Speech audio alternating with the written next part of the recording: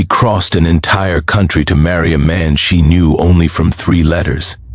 But when Maria stepped off the dusty stagecoach, there was no groom waiting, only 7 frightened children in torn clothes, and a boy of 16 trying to act like a father.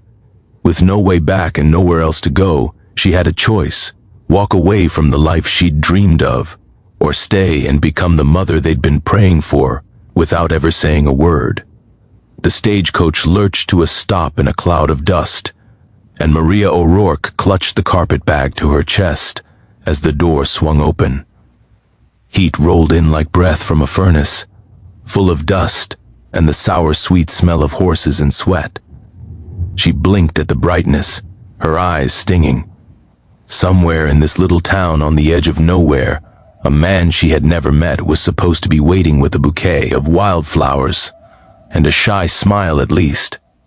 That was how she had let herself imagine it on the long journey from Boston. The driver hauled her trunk down and set it on the packed earth of Cottonwood Crossing. "That's you, miss?" he asked, jerking his chin toward a small knot of children standing awkwardly near the trough. Maria turned. 7 of them, 7 ranged like a crooked fence post line, a lanky boy nearly grown, a girl almost as tall, a scatter of smaller children, and one baby-faced little one clutching an old rag doll by the hair. All of them were staring at her. She managed, I believe Mr. Thomas Reed is to meet me." The eldest boy stepped forward. His hat was too big for him, brim shadowing his eyes, but it didn't hide the hollowed cheeks or the way his jaw worked, as if he were chewing something bitter. He had Thomas's handwriting, Maria thought absurdly, picturing the bold script of the letters that had drawn her across a continent. "Ma'am," he said, voice catching on the word, "I'm Ben Reed. Pa, he ain't coming." The world wobbled, just for a heartbeat. Maria reached out a gloved hand to steady herself against the stagecoach door. "Is he ill?" she asked, knowing somehow what the boy's next words would be. Ben swallowed hard, shoulders tightening. "He died 3 weeks ago. Horse dragged him. Sheriff wired Boston, but..." He glanced at her carpet bag, at the trunk. "You was already on the way, I guess." Behind him, the smaller children shifted, faces pinched and sunburned, clothes too small or too big, all of them hungry in one way or another. The tiniest one's eyes filled with tears she didn't let fall. It struck Maria with a sharp, surprising pain. "I'm sorry, ma'am," Ben said. Sheriff said you don't have to, that we'd find some way." His eyes dropped. He didn't finish the sentence. "Some way to break them up," she heard instead. "Some way to send them off like unwanted puppies." Her fingers tightened on the handle of her bag until her knuckles ached. No husband, no ticket back, no savings worth counting. Nothing but the plain brown dress on her back, a name signed at the bottom of 3 worn letters, and the memory of a sick room in Boston where a doctor had said gently, "You're young, Miss O'Rourke, but you mustn't expect children. The scar tissue is too much. I'm sorry." She had answered Thomas Reed's advertisement with trembling hands, never confessing why a woman of 27 with no beauty to speak of and no dowry would agree to be a mail-order bride. His reply had been simple, honest, widow, 7 children, small homestead, need a good woman more than anything, not afraid of hard work, not expecting romance, children come first. He had written her 3 letters in all. They lay in her bag even now, creased and reread until she almost knew them by heart. In them he had sounded tired but kind, a man groping his way through grief and responsibility. She had not loved him, but she had liked the shape of his words, the steadiness. She had believed she was coming to a bargain, her work and companionship for a place in the world and a ready-made brood she might help raise, if not bear. Now there was nothing left of him, but 7 pairs of eyes staring at her as if she might evaporate. Behind her, the stagecoach driver cleared his throat. "I'll be heading on soon, miss. You got somewhere to go?" It was Ben who answered. "We can get her trunk in the wagon. It's Pa's wagon." Pride flashed in his voice, then dimmed. Was his? Maria met his gaze. For a moment she saw not a boy, but a young general holding a crumbling line and refusing to retreat. She thought of the boarding house the driver had mentioned, the scarcity of work for a woman alone, the long road back to Boston where no one waited. "My name is Maria," she said, her voice steadier than she felt. "If it's agreeable, I'll ride out with you, to the homestead. We can sort matters there." The littlest girl, the one with the doll, let out a small breath that might have been a sob or a sigh. No one looked displeased. That was something. In the wagon, jolting along the rutted road, Maria learned their names one by one. After Ben came Clara, 13 and tight-lipped, her dark hair braided so fiercely it must have hurt. Sam was 11, freckles and wary eyes. Josie, 9, kept sneaking glances at Maria as if she were a curiosity on a circus poster. The twins, Luke and Lily, age 7, were matching sets of elbows and dirty knees, their hands always finding each other's. Baby Emma, though she was 3 now, they said, fell asleep in Maria's lap halfway home, her small sticky hand curled around one of Maria's fingers. "No other kin?" Maria asked softly, over the clatter of wheels. "Moss people were back east somewhere," Clara said, her tone edged like a knife. "They didn't come when she died. Don't expect they'll come now." Silence settled. The road stretched flat and endless ahead, thin as a promise. The Reed homestead stood alone against a line of low hills, the house a simple clapboard structure with a lean-to kitchen and a crooked barn listing to one side. Everything sagged with exhaustion. A few chickens scratched listlessly in the yard. One thin cow flicked her tail at flies. Fences needed mending, the roof needed patching, and the whole place had the look of a person holding their breath too long. Inside, the air smelled of dust and old sorrow. Plates were stacked unwashed in the basin.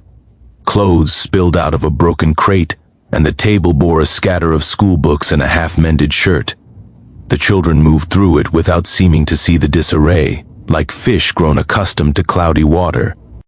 "Clara, fetch some water," Ben said, sounding older than his years. "Sam, help me with Miss Maria's trunk. We'll put it in Ma's," he faltered, then finished clumsily, "in the spare room." Maria touched his arm lightly. "In time," she said. "First things first." She took in the chaos, the tired faces, the sagging shoulders. Something inside her that had been coiled for years began slowly to unbend. "Children," she said, untying her bonnet. Her hair, coppery and streaked with early gray, tumbled down in a frizzed wave. "Show me where your bread flour is." They stared. "Flour," Luke echoed. "You must eat," she said briskly. "You will show me what there is in the larder, and then we'll see what kind of supper we can manage. After that, we'll start putting this right." The words came out with a certainty that surprised her. The children obeyed, shuffling toward the pantry, drawn perhaps by the promise of food, perhaps by the quiet command in her voice. Something old and useful, learned in Boston tenements and cramped kitchens, flexed in her hands as she opened cupboards and inventoried supplies. They had flour, lard, a sack of beans, a few shriveled onions, the dregs of molasses, not much else. "Biscuits, then," she said, rolling up her sleeves. "And beans. Tomorrow we'll see about the garden." Clara hovered at her elbow. "Ma used to bake biscuits," she muttered, chin lifting stubbornly as if daring Maria to say she couldn't match. "I'm sure she did," Maria replied. "You can tell me if I do it wrong." That earned her the smallest twitch at the corner of Clara's mouth. Together they measured and mixed, while the younger ones chased each other out of the kitchen under Maria's sharp but not unkind eye. When the biscuits came out of the oven brown and hot, she divided them fairly, cutting the largest one in half for Emma and Ben. Ben blinked. "You should have the big one," he protested. "I had enough on the road," Maria lied. "Growing children first." That night, after the dishes were washed and stacked and Emma had fallen asleep on Maria's lap, thumbs still tucked in her mouth, Maria sat on the edge of a narrow iron bed in the small room that had once belonged to Thomas's first wife. The moon spilled in through the curtainless window, silvering the plain wooden chest, the worn prayer book on the nightstand, the hairbrush, with a few long, dark strands still caught in its bristles. She laid Thomas's letters out on the quilt, as if he might answer them. "I'm here," she whispered into the quiet house. "You asked for a woman who loves children. I never told you why I needed them as much as they might need me." Her fingers brushed over his signature. "You left before you saw this through, Thomas Reed. But I am here, and they are not going to be scattered to the wind. Not if I can stand upright." The days that followed were a bone-deep education for her and for the children. Dawn came early, dragging them out to milk the cow and feed the chickens, to haul water and weed the sagging rows of beans and corn. Maria burned her hands on unfamiliar tools, blistered her palms on the pump handle, and learned which of the boys could be trusted with a fence post and which would wander off chasing grasshoppers. Ben watched her constantly, suspicion flickering behind his reserve. He was used to giving orders, to being the tallest body between his siblings and an uncaring world. The first time Maria contradicted him in front of the others, insisting that Clara be allowed to attend school instead of staying home to wash and mend. His face went rigid. "Someone's got to mind the house," he said sharply. "Ain't right. All of us gone." "Josie's old enough to tend Emma for a few hours," Maria replied, matching his firmness. "And I will be here. A girl with a brain deserves as much schooling as a boy." She saw Clara's quick, pleading glance, the way hope flared and then hid in her eyes. "It's how Pa did it," Ben muttered. "Your father," Maria said gently, "didn't plan on dying so soon. Times change. We will change with them together." They locked gazes for a long heartbeat. Then Ben looked away, shoulders stiff. He didn't argue again, but he took the pail out so roughly that milk sloshed over the side. It wasn't all battles. There were small, unexpected truces, Josie leaning into Maria's side as she sounded out words from a tattered primer, Luke and Lily bringing her a fistful of wildflowers, grubby and crushed but offered with solemn pride, Emma reaching for her in the middle of the night, sobbing from a nightmare, and burrowing into her neck as if she had always known the smell of Maria's skin. Once, after a long hot day of mending and weeding, Maria sat on the porch steps with Sam, watching the sky turn the color of peaches behind the low hills. Sam's hands were stained green from pulling pigweed. "You miss Boston?" he asked suddenly, not looking at her. She considered. The crowded tenements, the roar of the harbor, the endless work for too little pay, the small grave of the baby brother she had helped raise from birth, and then bury at 3, the only child she had ever dared think of as partly hers. "I miss the ocean sometimes," she said, "the sound of waves. But I don't miss scrubbing other people's floors." She tipped her head toward the fields. "Here, the work is for us, for you. That makes it different." "For us," Sam repeated softly as if trying on the words. Then he nodded very slightly. The town watched them. At church on Sundays, whispers rustled like dry leaves when Maria walked in with the line of Reed children fanned out before her. Widow Jenkins pursed her lips, as if she smelled something sour. Sheriff Cooper tipped his hat, eyes kind but cautious. The pastor's wife took Maria's hand after service one week and said, in a tone that was meant to be concerned, "My dear, you can't live out there unwed with all those children. It isn't proper. Folks will talk." "They already do," Maria replied, though she kept her voice polite. "The children need stability more than they need my reputation." "You could marry," the woman pressed. "Plenty of men would be glad of a woman who can manage a house like you do. Ben's nearly a man himself, but until then," Maria smiled thinly, "until then, I am what they have. That will have to be enough." It was not as simple as determination. There were nights she lay awake listening to the wind scrape against the eaves, feeling the weight of 7 futures pressing down on her chest. When the first autumn storm flattened a quarter of their corn, she stood in the rain with her skirts plastered to her legs, mud sucking at her boots, and wanted desperately to weep. But Luke and Lily were watching, pale and frightened, so she only squared her shoulders and shouted over the rattle of the downpour, "We'll salvage what we can. Come on now. This is only water, not the end of the world." They worked until their fingers wrinkled, and the hem of her dress was caked with muck. That night, they ate boiled corn scraped from half-smashed ears, and it tasted better than any banquet. The true turning came in early winter, when a sudden blizzard rolled down from the hills. It hit fast, the sky going from pale blue to iron gray in an hour, wind knifing through every crack in the house. Ben had gone into town at dawn with the wagon to trade eggs and butter for kerosene and salt. He should have been back by noon. By late afternoon, the light was already failing. Snow flew sideways, plastering the windows white. The house shuddered. "Maybe he stayed at the livery," Clara said, though her hands twisted in her apron. "He knows the way," Sam muttered, pacing. Maria looked at the door, at the line of coats on their pegs, at the littler ones huddled under blankets.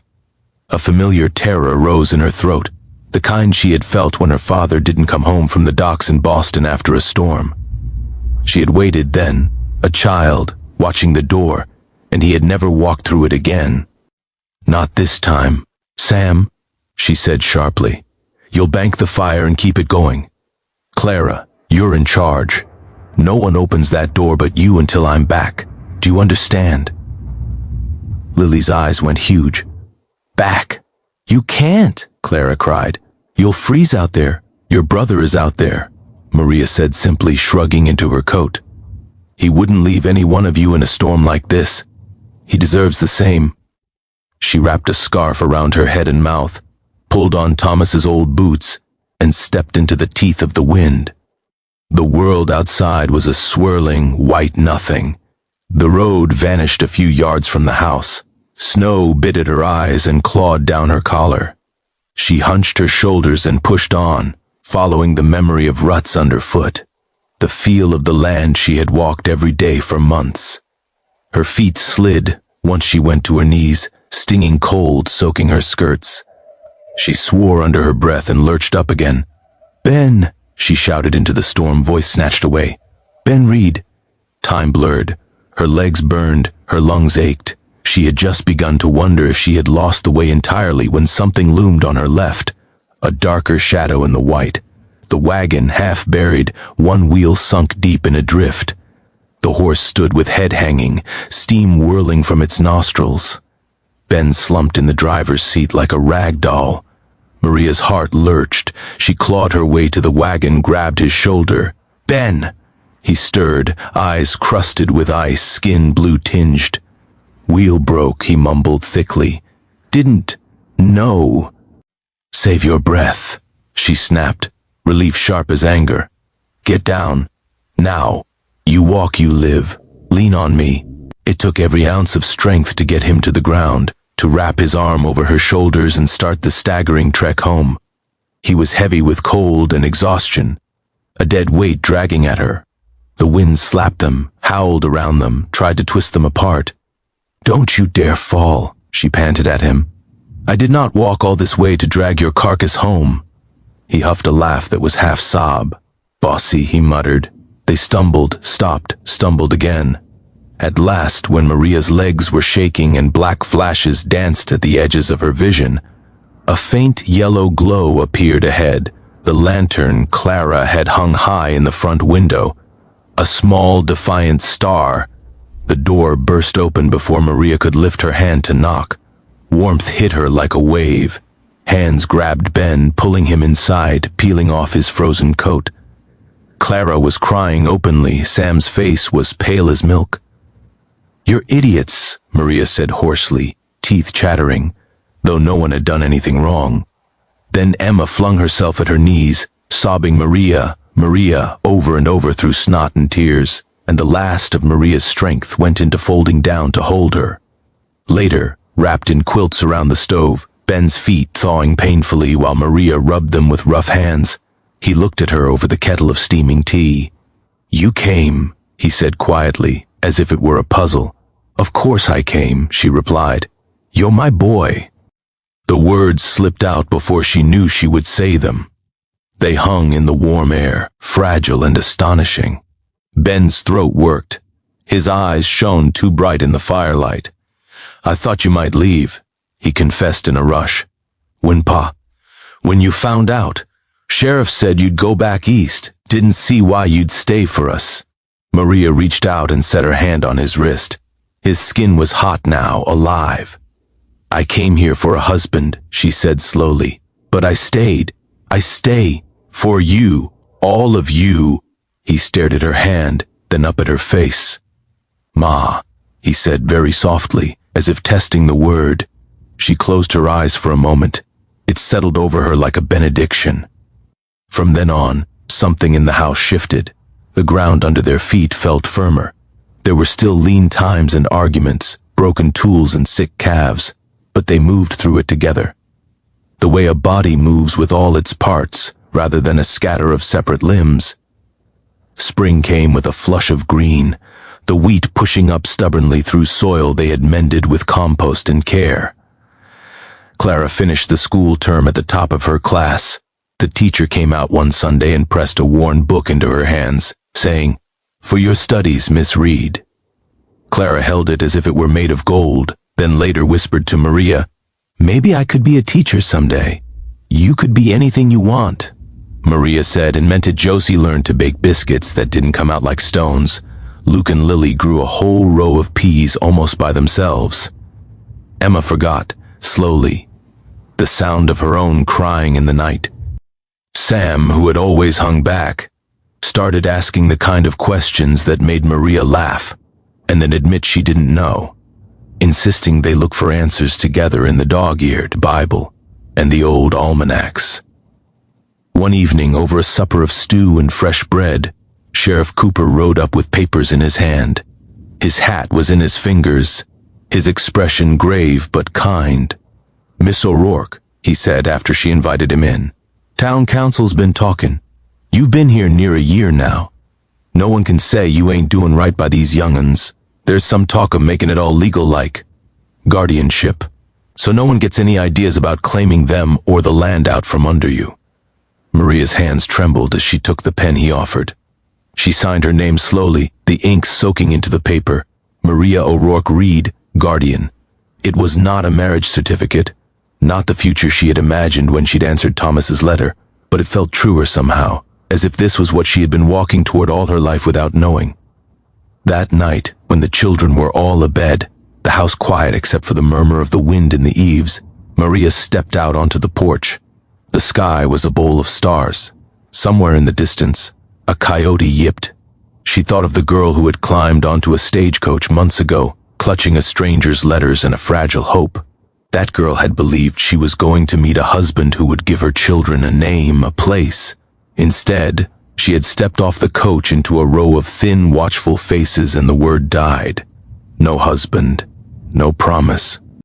And yet, behind her, in the warm dark of the little house, 7 breaths rose and fell, 7 hearts beat, 7 dreams unspooled toward a future she would help shape. She was not their blood. She was not the woman their father had married.